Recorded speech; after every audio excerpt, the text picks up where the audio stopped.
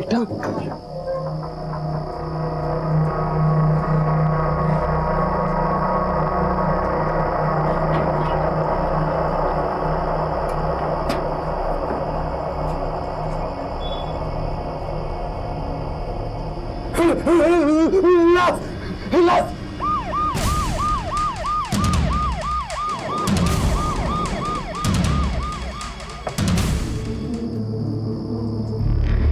तू यहाँ क्या कर रहा था?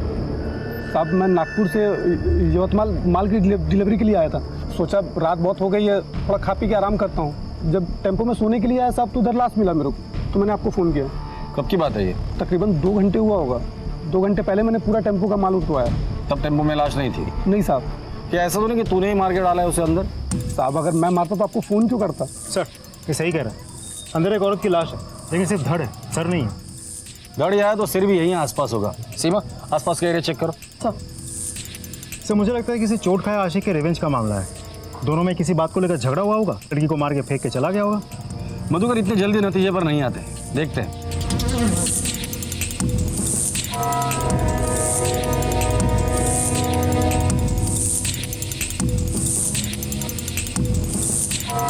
आसपास कुछ भी नहीं मिला। सर और धड़ अलग अलग फेंका है, इसका मतलब विक्टिम की पहचान न हो इसलिए ये सब कुछ किया है। सीमा एक काम करो, फॉरेंसिक पे बुलाओ और बॉडी को पोस्टमार्टम के लिए भेज दो। सर और मधुकर इसे लेकर पुलिस स्टेशन आ जाना। सर चलो हमारे साथ आ जाओ।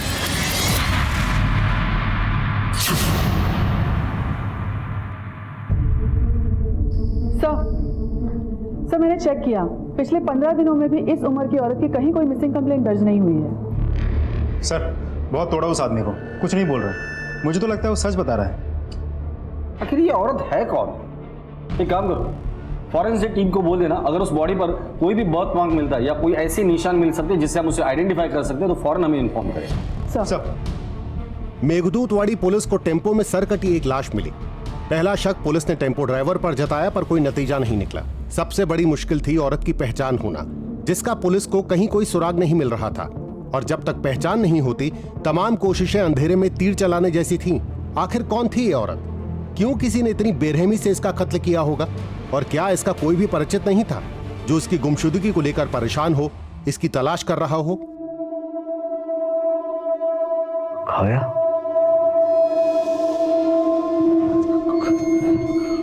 काव्या, आई, आई, आई. काय रे? काव्या तुमच्या रूम मध्ये आली का? नाही. काय झालं? काव्या रूम में नहीं है, मालूम नहीं कहाँ चली गई है. चल बघूया. काव्या, एवढ्या रात्रीची कुठे गेली पोरगी?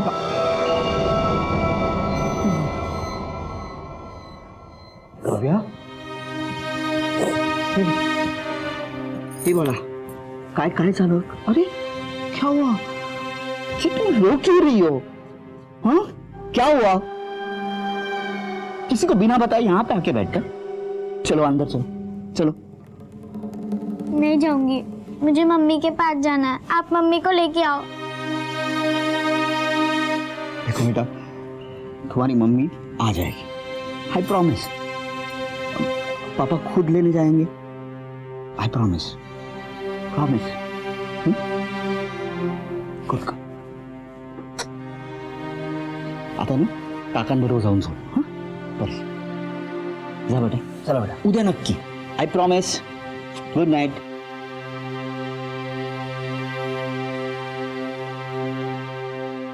स्वप्निल, काव्या खूप लहान है अजून, वो नहीं रह पाएगी अपनी माँ के बिना. हमें कल्पना को लाना ही पड़ेगा. रियली? मैं संभालूंगा सब कुछ. I will manage everything, I will manage. लेकिन काय मैनेज करणार आहेस तू? हाँ, सिर्फ 24 घंटे हुए हैं कल्पना को जाके, और काव्या की हालत देखी है ना तूने? सुबह से कुछ खाया नहीं है बच्ची ने. माँ के पास जाना है, माँ के पास जाना, इतना ही बोल रही है. काव्या को संभालने के लिए मुझे कल्पना की जरूरत नहीं. अगर तू काळजी करू नको हेमा, कुछ ही दिनों में से पता चल जाएगा. बच्ची संभालने के लिए उसको माँ की जरूरत होती. चल.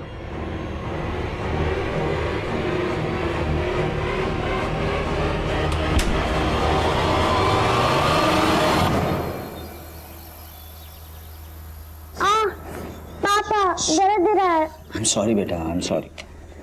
पापा आपने कहा था कि मम्मी को ले आएंगे, कब ले आएंगे? काव्या देखो, माँ काम के लिए गई है ना, जैसे काम खत्म हो जाएगा माँ वापस आ जाएगी। अरे हमारे मुंह पर थूक कर, खानदान के नाम पर धप्पा लगाकर भाग गई वो अपने आशिक के साथ। अलमारी खोल के देख लो, पक्का जेवर चोरी करके गई होगी वो। अभी भी कहता हूं चलो पुलिस स्टेशन कंप्लेंट करते हैं उसकी।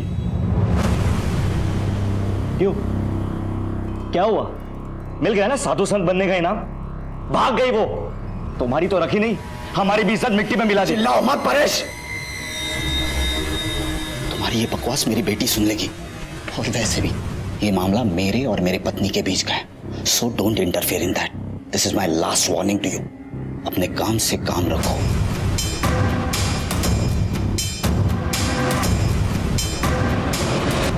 चलो बेटा, चलो, देरी हो जाएगी स्कूल के लिए। बाय आजी। बाय बाड़ा। ये होगा नामर्द, मैं नहीं। इस 2 टके की औरत की पुलिस कंप्लेंट तो मैं करके रहूंगा, अगर ये नहीं करेगा तो मैं करूंगा। धोखा फिर लेगा तुझा, मतलब जिन्हें पता नहीं है उन सबको पता चलेगा। हमारे खानदान की इज्जत मिट्टी में मिल गई, बस हो गया।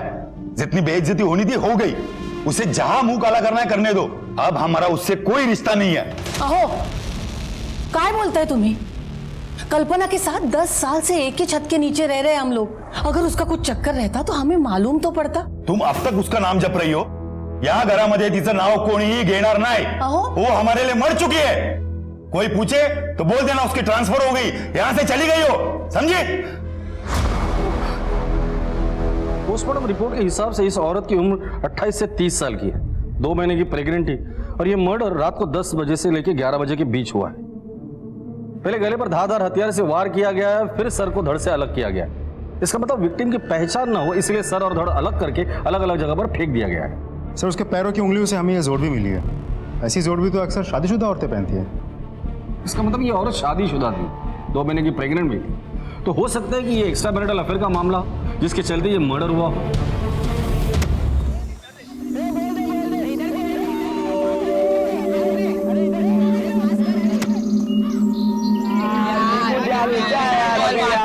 हमेशा यार, जल्दी लेके आया निकुंज, जल्दी यार।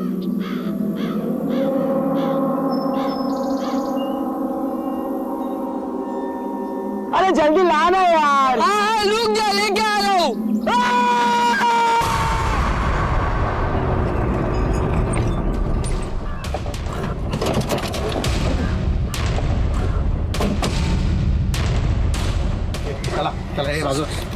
सर, शादीशुदा औरत है, मांग में सिंदूर है और उम्र 28-30 से ज्यादा की नहीं होगी। ये खून सूखा हुआ है और चेहरा भी फूला हुआ है। इसका मतलब खून 2-3 दिन पहले ही हुआ है। नाइक, एक काम करो, आसपास चेक करो, शायद कत्ल का हथियार या कोई सुराग या फिर बॉडी का बाकी का हिस्सा यही कहीं हो। जी मैडम। तुम लोग हमेशा यही आते खेलने? नहीं मैम, हम लोग हर रोज नहीं आते, सिर्फ छुट्टी के दिन आते हैं। लास्ट संडे आए तो उसके बाद आ जाए। मैडम, यहाँ आसपास कुछ भी नहीं मिला। नाइक, एक काम करो, जी सर को फॉरेंसिक लैब भेजो, बाकी इंफॉर्मेशन मैं अपलोड करती हूँ, शायद कहीं कोई मैच मिल जाए। मेघदूतवाड़ी पुलिस अब भी उस औरत की पहचान में जुटी थी और इधर वडगांव में पुलिस को एक कटा हुआ सिर मिला। दोनों में एक बात समान थी कि मरने वाली औरत शादीशुदा थी, पर कौन थी, कहां की थी और उसे क्यों मारा गया था, ये सवाल अब भी जस के तस खड़े हुए थे। एक तरफ एक परिवार था जो भावनात्मक और सामाजिक हलचल से डरा हुआ, सहमा और परेशान था, और दूसरी तरफ पुलिस औरत की पहचान में जुटी थी और अब शायद उसे छोटी ही सही पर एक कामयाबी हाथ लगने वाली थी जो उस केस को आगे बढ़ाने में दिशा देने वाली थी। सर, वडगांव पुलिस को एक औरत का सिर मिला है, उसकी डिटेल्स उन्होंने साइट पे अपलोड की है, उसकी प्रिंट आउट।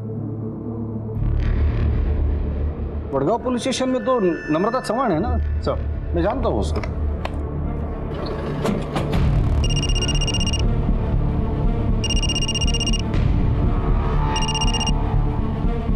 हॅलो, नम्रता, पीआय यशवंत गायकवाड बोलतोय। जय हिंद सर। जय हिंद, कशी आहेस? मी मस्त आहे गायकवाड सर। अच्छा, सुना है तुम्हारे एरिया में किसी औरत का सिर मिला है? सर, और हमारे एरिया में एक औरत का धड़ मिला है। मैंने उसे यवतमाल फॉरेंसिक लैब में भेज दिया है, तुम भी उस सिर को वहीं भेज देना। ताकि फॉरेंसिक रिपोर्ट में पता चल जाएगा वो सिर और धड़ एक ही औरत का है या नहीं। Right sir.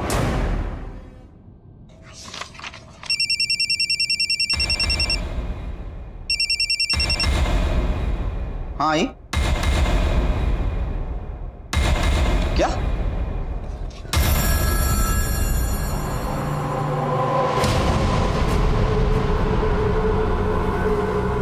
सर शायद कदीज बन जाले, सब बच्चे घर चले गए। काव्या मेरी बेटी अभी तक घर नहीं पहुंची है। मैं क्या कर सकता हूँ? मैं क्या कर सकता हूँ? You are responsible for them.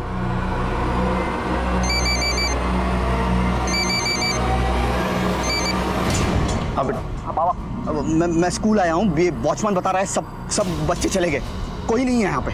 अरे यहाँ पे भी नहीं आई हो? आप बस स्टैंड पे जाके देखो सब। अरे मैं स्कूल बस स्टॉप पे जाके आया, वहां पे उतरी नहीं। मैंने ड्राइवर से पूछा तो बोला आज चढलीच नाही ती बसमध्ये। स्कूल बस में चढ़ी नहीं?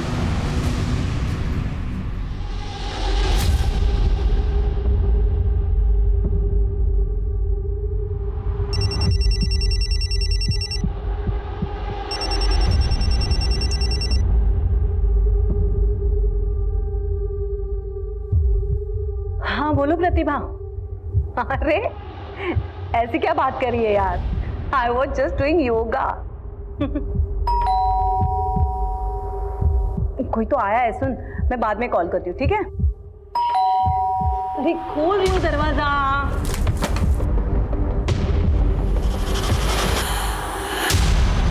तुम काय कळत नाही ही पोरगी कुठे गेली असेल कोणास ठाऊक। अरे वो ही ले गई होगी और क्या। आई स्कूल में चेक किया, उसके फ्रेंड्स के पास फोन किया, किसी को मालूम नहीं काव्या कहाँ गई। सिर्फ 8 साल की है हमारी काव्या, अशी एकटी कशी जाईल कुठे? हो ना, हेच कळत नाहीये, कोणालाही न सांगता निघून गेली आहे पोरगी। तिच्या आजीकडे पाहिलंस? आजी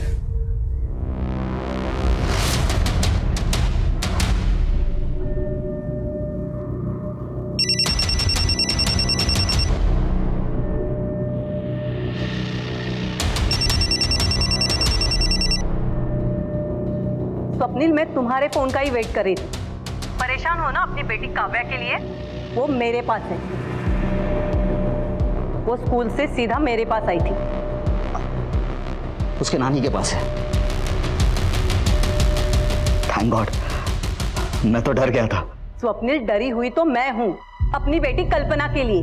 तुम्हारी बेटी तो मेरे पास सुरक्षित है, लेकिन मेरी बेटी कहाँ है जिसका 2 दिन से कोई अता पता नहीं है? देखो काव्या ने मुझे सब कुछ बता दिया है। स्वप्निल सच सच बताओ, मेरी बेटी कल्पना कहाँ है? देखो वरना।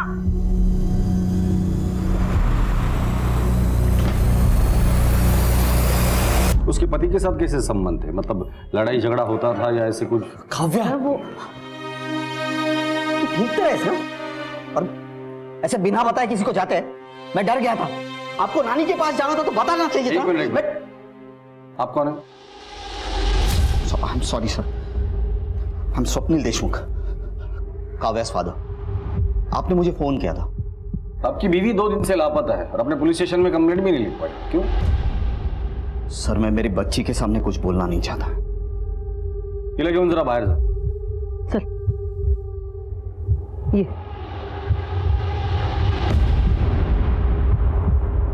बैठिए।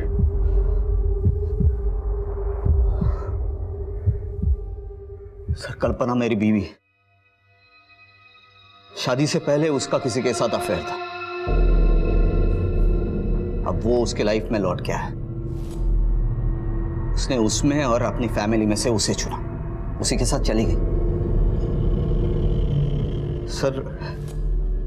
सर अगर वो हमसे प्यार करती, अपनी फैमिली से प्यार करती तो हमें छोड़ के चली जाती। फिर मैंने सोचा अगर कल्पना इसमें सब में खुश है तो वही से मैं उसके रास्ते में नहीं आऊंगा।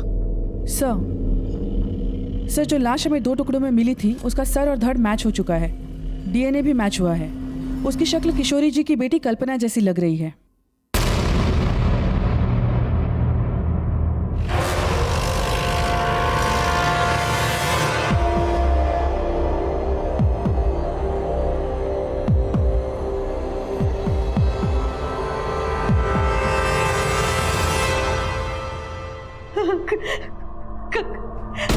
कल्पना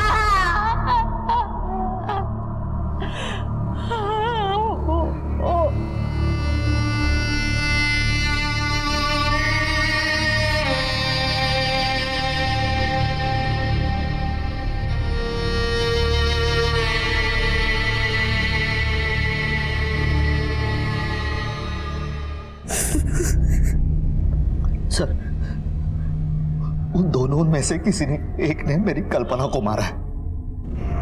हाँ सर, सुधांशु या अक्षय। कौन है ये दोनों? सुधांशु शादी से पहले कल्पना का प्यार, वो उसके लाइफ में लौट के आया था। उसके ही ऑफिस में बॉस बनकर उसके साथ जाना चाहती थी कल्पना। तो मेरे फैमिली परिवार की खुशी के लिए मैंने उसे जाने दी। गलती हो गई मुझसे। वो उससे प्यार करती थी और उस कमीने ने ये हर्ष किया उसका। लेकिन अगर वो उससे प्यार करता था तो कल्पना को मारेगा क्यों? सर मेरी कल्पना बोली थी, सब पर विश्वास करती थी। ये अक्षय इसी भोलेपन का फायदा उठाता था। मेरी कल्पना की तरफ गंदी नजरों से देखता था, मैंने देखा हुआ। तो तुम्हारा कहने का मतलब है कि कल्पना अपनी मर्जी से सुधांशु के साथ तुम्हारा घर छोड़कर गई थी? हाँ सर, इसलिए तो मैंने पुलिस कंप्लेंट नहीं की। सीमा, कल्पना के ऑफिस का एड्रेस ले लो, उसके मोबाइल के कॉल रिकॉर्ड्स निकालो और मोबाइल का आखिरी लोकेशन क्या था वो भी पता करो। सर,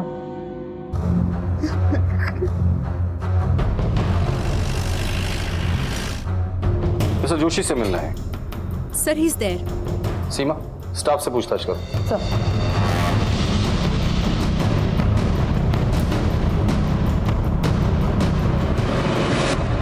मिस्टर जोशी, आपसे कुछ बात करनी थी। एक्सक्यूज अस। आइए सर, बैठिए।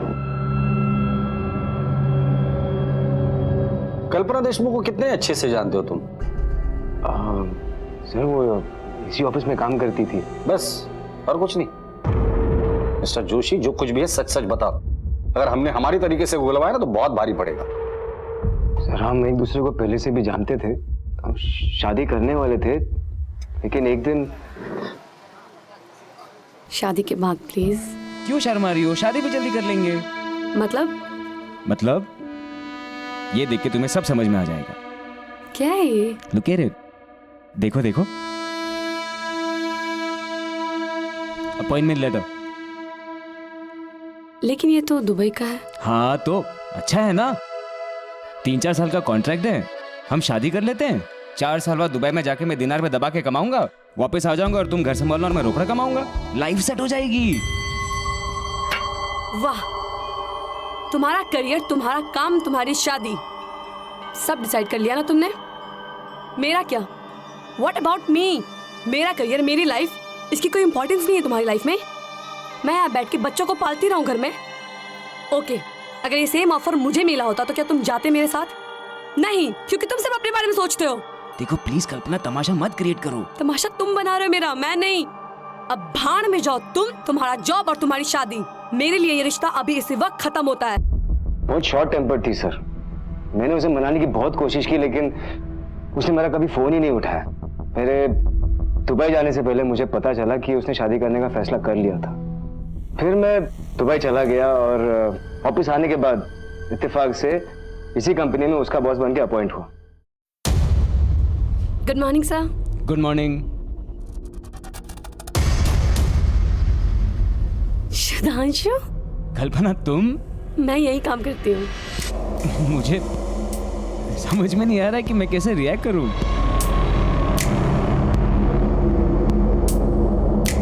मैं बताती हूँ पुराने रिश्तों को कैसे वेलकम करते हैं। एक्सक्यूज मी कल्पना, एक्सक्यूज मी।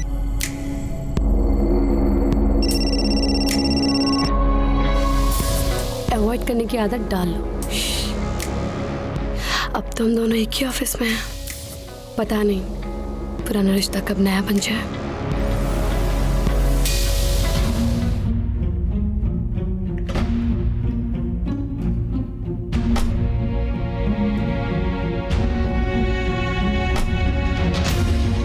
सर वो ऐसे बिहेव कर रही थी जैसे कि हमारे बीच 10 साल का गैप हुआ ही नहीं। Baby, you feeling so cold. बताना चाहिए ना, डोंट बी सो फॉर्मल। कल्पना ये क्या कर रही हो तुम? होश में आओ। तुम किसी की बीवी हो, एक बच्चे की माँ, और मैं किसी का। तुम सिर्फ मेरे हो, किसी के नहीं। और मैं सिर्फ तुम्हारी। कल्पना ये गलत है। क्या गलत है? हाँ, और जिस गलती से खुशी मिले वो गलती कर लेनी चाहिए ना। 10 साल पहले जब मैं तुम्हें छोड़ के गई थी, उस गलती से क्या मिला मुझे? कुछ भी तो नहीं। लेकिन आज पास आने की गलती से अगर मुझे कुछ मिल रहा है तो क्या प्रॉब्लम है? मैंने उसकी कोई बात नहीं मानी, ना उससे कोई रिश्ता बनाया ना बढ़ाया। जिस दिन कल्पना का मर्डर हुआ था तुम कहाँ थे? उस दिन मेरी तबीयत खराब थी और मैं घर पे था। तुम्हारे अलावा और कोई है जो इस बात को कंफर्म करे कि तुम उस दिन घर पर ही थे? नहीं सर, उस दिन मैं घर पे अकेला था। क्यों? तुम्हारी बीवी कहाँ है? वो भी जॉब करती है, मुंबई में उसका पोस्टिंग है, वीकेंड्स में यहाँ आती है। ठीक है, फिलहाल तो हम जा रहे हैं, लेकिन जब तक इस केस की इन्वेस्टिगेशन चल रही है, शहर छोड़ने से पहले हमें इन्फॉर्म करके जाना। Okay sir. सर, हमें मिली इन्फॉर्मेशन के मुताबिक कल्पना के सेल की लास्ट लोकेशन यहीं की थी। मैंने उसका डेस्क भी चेक किया और उसके कुछ ऑफिस कलीग से भी बात की, लेकिन कुछ खास इन्फॉर्मेशन हाथ नहीं लगी। सर, वैसे ये मिताली है, कल्पना की बेस्ट फ्रेंड, शायद इसे कुछ जानकारी हो। कल्पना के बारे में क्या जानती हो? सर एक्चुअली वो उस दिन बहुत खुश थी। मिताली सुन ना, रेस्टोरेंट में आना, मुझे एक सरप्राइज देनी है तुझे। कल्पना तूने अभी बोला वाव,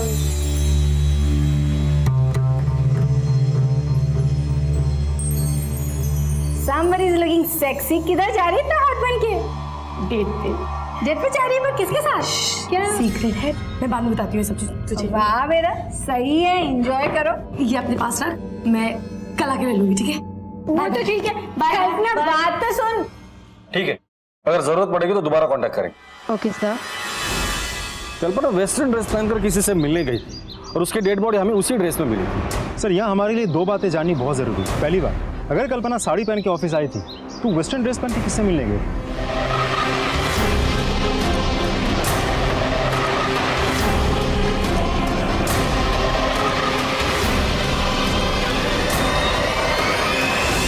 और दूसरी बात यह है कि उसके फ़ोन का लास्ट लोकेशन ऑफिस पे क्यों दिखा रहा? तो क्या फ़ोन ऑफिस में बंद करके छोड़ के गई थी? अगर गई थी तो क्यों? यही तो पता लगा ना। मुझे तो ये बहुत बड़ी साजिश लगती है, कुछ तो है जो हमसे छूट रहा है। कल्पना किस बॉयफ्रेंड से मिलने गई थी? चलो अक्षय से जाकर मिलते हैं, आज शाम की चाय उसी के घर पीते हैं। अक्षय मेरी बात तो सुन। मम्मी मुझे जाना है। अक्षय कैसी बात कर रहा है? लेकिन बता तो सही, कहाँ जा रहा है तू? मम्मी मुझसे यहाँ पर पढ़ाई नहीं हो रही है, मम्मी गाँव वाला चालू है। गाँव पे जाएगा? पागल हो गया है क्या? अब टेंशन नहीं मत जाना है, छोड़। आप लोग यहाँ? अक्षय से कुछ बात करनी है। तू कल्पना के पास ट्यूशन के लिए जाता था ना? हाँ सर, वो कुछ सब्जेक्ट्स में मैं थोड़ा सा वीक था, तो मम्मी ने कल्पना भाभी से बात की थी। मुझे समझ नहीं आ रहा है कि आप लोग अक्षय से क्या जानना चाहते हो। लेकिन अक्षय समझ गया कि हम यहाँ क्यों आए और किस लिए आए हैं। कल्पना का मर्डर हो गया है और हमें पता चला कि अक्षय उसे गंदी नजर से देखता था। नहीं सर, ऐसा नहीं है सर, वो तो मेरी भाभी थी, इज्जत करता था मैं उनकी। देख बेटा, तो जो कुछ भी जानता है ना, हमें सच सच बता दे, क्योंकि इसके बाद जो ट्यूशन हम तुझे पढ़ाएंगे ना, तो तू पढ़ नहीं पाएगा। समझ गया? सर, मैं एक दिन बहुत डर गया था। वो स्वप्निल भैया के साथ कहीं बाहर जा रही थी और हाँ हाँ, बस मैं निकल रही हूँ। अच्छा ठीक है, तो वेट कर लो थोड़ा। ओके, एक सेकेंड होल्ड करना। अक्षय, मेरे सैंडल के थोड़ा स्टेप बंद होना please.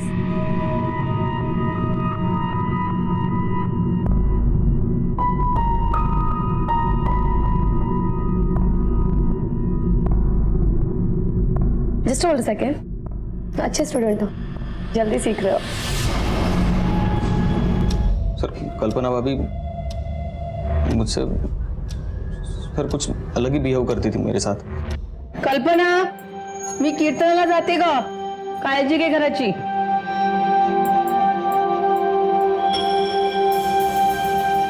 Akshay, Akshay ji ma'am.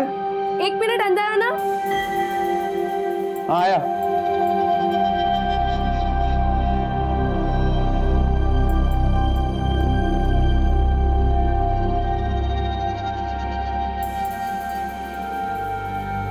Ma'am. Akshay, मैं टॉवल बाहर ही भूल गई, दे दो जरा।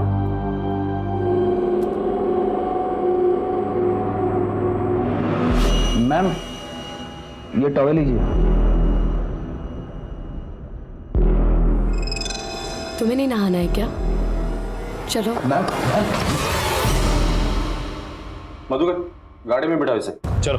अरे आप ऐसे कैसे ले जा सकते अक्षय को? वो अभी माइनर है, मुझे अपने लॉयर से बात करनी होगी। मैडम, भगवान से दुआ कीजिए कि आपके इस माइनर बेटे ने कोई मेजर कांड न किया हो, वरना एक नहीं 10 बार इसे लेकर जाएंगे।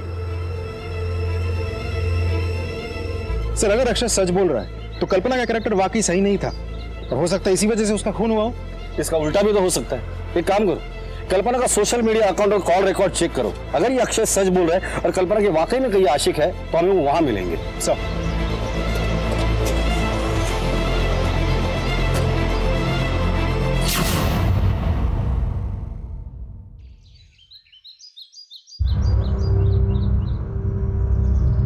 हेमा, सुधाकर, स्वप्निल, अरे कहाँ छुप गए मैडम? बाहर निकल, अरे बाहर निकलो। काजल ओरडायला हो, शर्म नहीं आई मेरे बेटे को बदनाम करके? अरे तुम्हारी बहू आवारा और बच्चलन थी, उसमें मेरे बेटे का क्या कसूर? और एक बात कान खोलकर सुन लो, अगर दोबारा तूने इस बदनामी में मेरे बेटे को खींचने की कोशिश की तो पूरे शहर में तेरी बहू की पोल खोल के रख दूंगी। कल्पना के बारे में अभी तक जो कुछ भी हमें पता चला। मला तुम्हाला काहीतरी विचारायचं। आप मेरी बहू को एक बैठिए आप। बोला। सर, आप मेरी बहू को न्याय दिलाने की कोशिश कर रहे या उसे बदनाम करने की? आप कहना क्या चाहती है? सर, अक्षय और कल्पना के बॉस ने आपसे जो कुछ भी कहा उसकी सच्चाई जानने की आपने कोशिश ही नहीं की। वो साफ बच गए, उल्टा मेरी मरी हुई बहू बदनाम हो रही है। सर देखिए, मैं आपकी तकलीफ समझ सकता हूँ, लेकिन हमारी किसी के साथ कोई पर्सनल दुश्मनी तो है नहीं।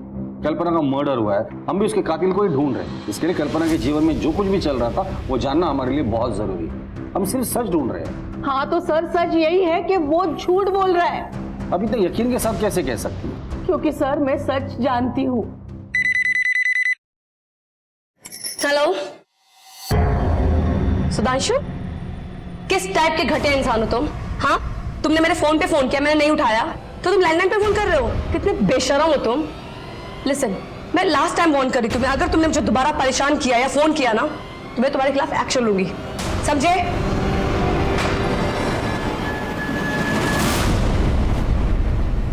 अक्षय के बारे में आपका क्या कहना है? वो भी झूठ बोल रहा है? हाँ, वो झूठ बोल रहा है। उसकी असलियत मैंने अपने आंखों से देखी है। कल्पना, मी कीर्तनाला जाऊन येते ग, घर का ख्याल रखना।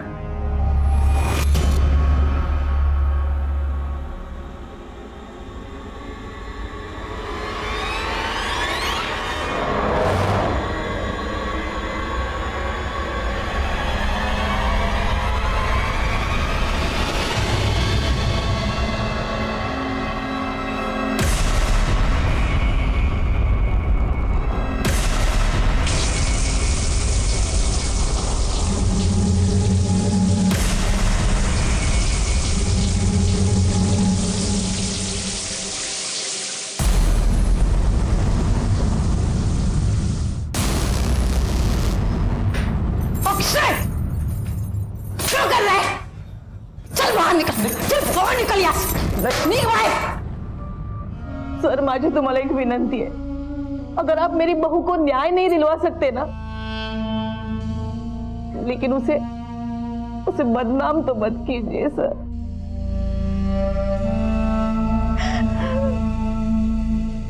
सीमा, अजीब असमंजस की स्थिति पैदा हो गई थी। कल्पना की सास हेमा बहू के चरित्र पर रत्ती भर भी शक नहीं कर रही थी। आखिर कल्पना के साथ हुआ क्या था? वो किससे मिलने गई थी जब उसका कत्ल हुआ? इन सारे सवालों के जवाब तलब करने थे। पुलिस के लिए एक बार फिर से शुरुआत करने की स्थिति पैदा हो गई थी। ये सुधांशु और अक्षय, इनसे दोबारा पूछताछ करनी होगी हमारी तरीके से। उठाकर लेकर आओ इन दोनों को। सर, इतने साल बाद वो मेरे सामने आई तो मैं अपने आप को रोक नहीं पाया। कल्पना, आओ चलो, तुम्हें घर छोड़ दूं। नहीं, मैं चल। अरे चलो ना। मैंने कहा ना सुधांशु, मैं चली जाऊंगी।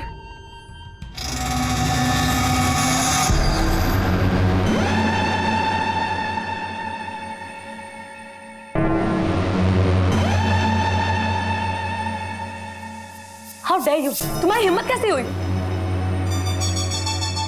मैं चाहता था कि वो वापस मेरे पास आ जाए, सच कह रहा हूं सर, मेरा उसके खून से कोई लेना देना नहीं है। घबराओ नहीं अक्षय, जो भी जानते हो सच सच बता दो सर को। सर, मुझे कल्पना भाभी बहुत अच्छी लगती थी।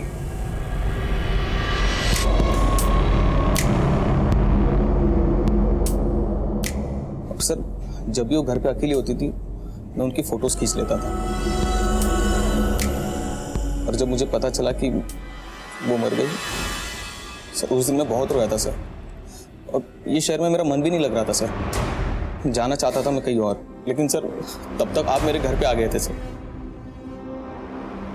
एक बात साफ है कि कल्पना का किसी के साथ कोई अफेयर नहीं था। कल्पना एक परफेक्ट औरत थी। अब सवाल ये है कि ऐसी परफेक्ट औरत को किसने मारा और क्यों मारा।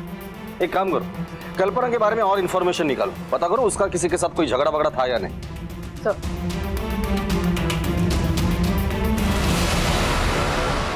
नाही, तिचं कोणाशी भांडण तर नव्हतं, लेकिन बहुत दिनों से कुछ परेशान सी थी, बहुत गुस्से में थी। हेलो आई, ये सुधांशु, मतलब पूरी दुनिया छोड़ के इसको मेरी कंपनी मिली थी। मिस्टर दुबे रिटर्न को और कोई दूसरी कंपनी नहीं मिली। आई कुछ समझ में नहीं आ रहा।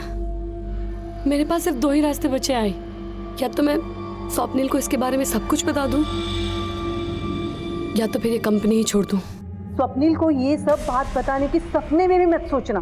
वो सुधांशु और तेरे बीच में कुछ भी नहीं है, ये मानेगा ही नहीं बात। और दूसरी बात, नौकरी छोड़ने की भी बात सोचना नहीं। स्वप्निल अगर पूछेगा तो तू क्या बताएगी उसे? देख, तू वो सुधांशु को इग्नोर कर। देख बेटा, तुला माझी शपथ है। मतलब स्वप्निल कल्पना और सुधांशु के बारे में कुछ भी नहीं जानता था? नहीं, स्वप्निल के पास कल्पना के अलावा कोई और जरिया था ही नहीं कि उसे पता चले। स्वप्निल ने मिसिंग कंप्लेंट इसलिए नहीं लिखवाई क्योंकि वो जानता था कि कल्पना कहाँ है। उसे कल्पना और सुधांशु के अफेयर के बारे में पता था, और इस महान आदमी ने कल्पना की खुशी के लिए खुद का घर भी तोड़ दिया। जिस दिन कल्पना का मर्डर हुआ था, स्वप्निल के फोन की लोकेशन क्या थी? उसके ऑफिस की। बुलाकर लेकर आओ इस स्वप्निल को और पता करो कि वाकई वो ऑफिस में था या उसका फोन ऑफिस में था और ये कहीं और था। कि शादी से पहले उसका और सुधांशु का अफेयर था। तो फिर ये बात तुम्हें कैसे पता चली? सर, क्या आपकी शादी हुई है? अब तुम मुझे शादीशुदा दुखियारे पति की कहानी सुनाओगे? नहीं सर, ऐसा कुछ नहीं करना चाहता। मैं सिर्फ इतना बताना चाहता हूं कि एक इंसान दूसरे इंसान के साथ इतने साल बिताने के बाद हर बात बतानी जरूरी नहीं होती उस दूसरे इंसान को। कुछ बातें ऐसी होती कि अपने आप समझ में आ जाए। तो तुमने अपने ही मन से मान लिया कि सुधांशु के साथ उसका अफेयर है? नहीं, बिल्कुल नहीं। मेरा एक दोस्त है जो सुधांशु को पहचानता है। वाइफ बंबई में है। हाँ, और तू यवतमाल में ऐश कर रहा है। ऐश नहीं कर रहा है यार। सुन, ऐश करने वाले लोग ना अलग ही होते हैं, वो नसीब ऊपर से लिखवा के आते हैं।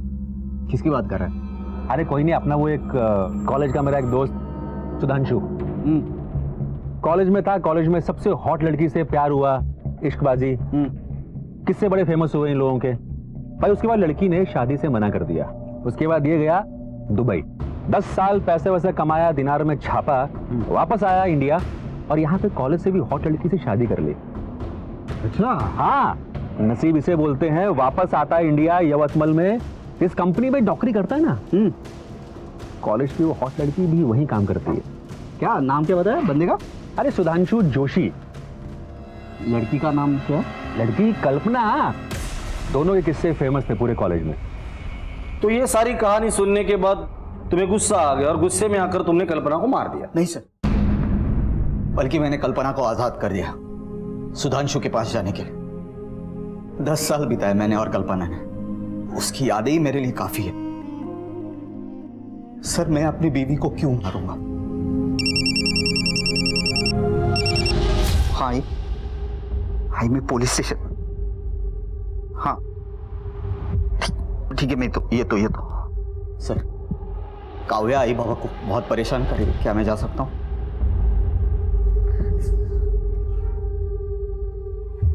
ये जितना सीधा दिखता है उतना है नहीं। अगर ये अपनी बीवी से इतना प्यार करता है तो किसी और के कहने पर उससे पूछे बगैर वो मान जाता है। कुछ तो है जो ये हमसे छिपा रहा है। 24 घंटे नजर रखना इस पर। सर, पुलिस के शक की सुई अब स्वप्निल देशमुख पर आकर अटक गई थी, पर मुश्किल ये थी कि उसके खिलाफ कोई सुराग नहीं था। जब कल्पना का खून हुआ तो मोबाइल लोकेशन के मुताबिक स्वप्निल ऑफिस में था और कल्पना कहां और क्यों गई थी इसका कोई खुलासा नहीं हुआ था, क्योंकि उसका फोन ऑफिस में स्विच ऑफ हुआ था और उसके बाद से फोन गायब था। पुलिस ने कल्पना का फोन तब से ही सर्विलेंस पर डाला हुआ था, पर कोई सफलता हाथ नहीं लगी थी। पर आखिरकार पुलिस की सूझबूझ काम आई और अब शायद इस केस को दिशा ही नहीं बल्कि मंजिल भी मिलने वाली थी। सर, कल्पना का सेल सर्वेलेंस पे डाला था, आज सुबह ही ऑन हुआ। इसके पास मिला तो इसे फौरन ले आए। पहले ये बता, ये फोन तेरे पास आया कहाँ से? ये फोन मुझे कांचा ने बेचा था। कांचा कौन है? कांचा उधर आरडी बंगलो का केयरटेकर है साहब, मेरी दुकान पे आता जाता रहता है। आज मुझे उसने मोबाइल बेचा 5,000 रुपये में। उसने तुझे बताया था ये फोन उसको कहाँ से मिला? नहीं साहब। ठीक है।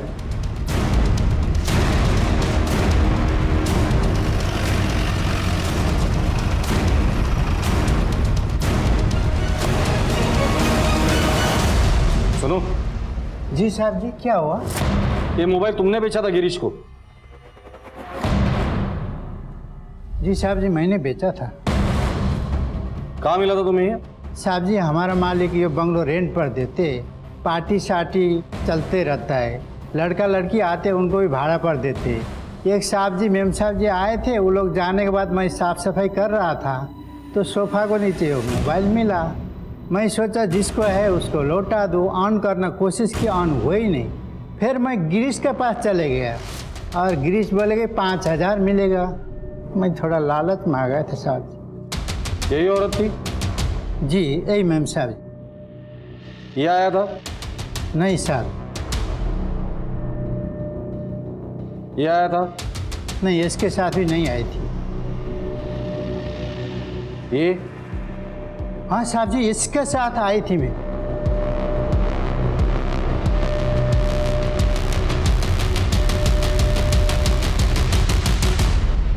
सर मारो मत सर, मारो मत, बताता हूँ, सब कुछ बताता हूँ।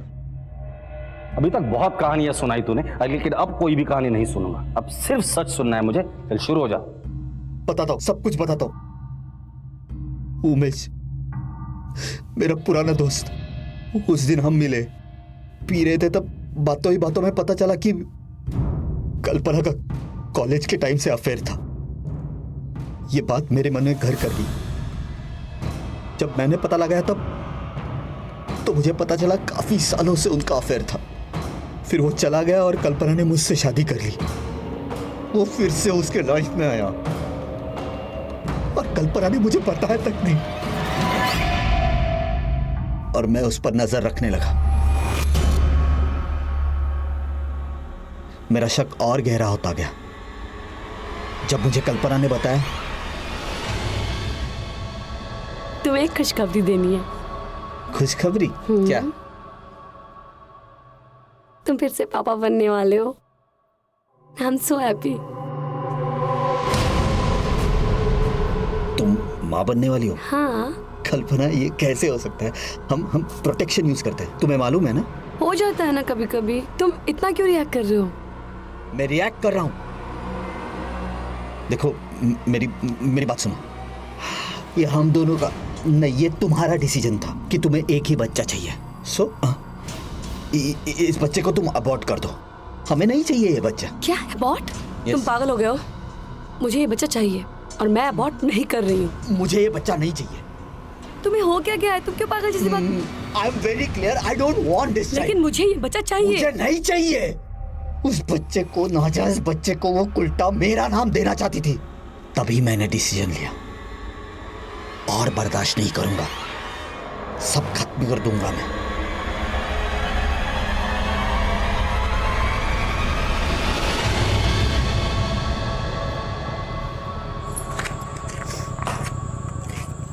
मुझे माफ कर दो, मैंने तुम्हारे साथ बहुत बदतमीजी से बात की।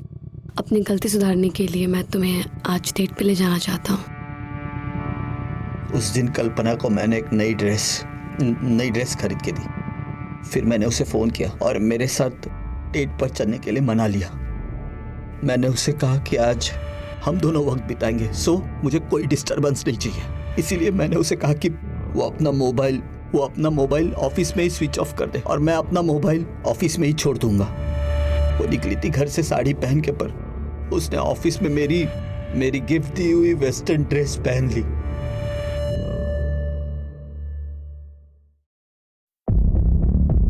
उसे एक बार मैं सरप्राइज देना चाहता था सर, लास्ट सरप्राइज, और हमेशा हमेशा के लिए खुद को और कल्पना को इस घुटन से आजाद कर देना चाहता था।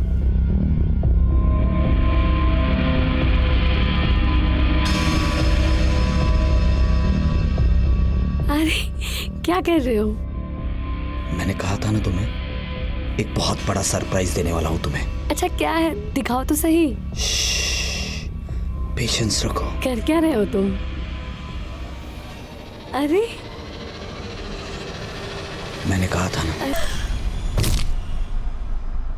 स्वप्नी, तुमने मुझसे एक सवाल पूछा था, मेरी शादी हुई है कि नहीं? हाँ, हुई है मेरी शादी। एक पुलिस के नाते नहीं, पर एक पति और इंसान के नाते तुम्हें बताता हूं। पति पत्नी का रिश्ता एक विश्वास का रिश्ता होता है, भरोसे का रिश्ता होता है।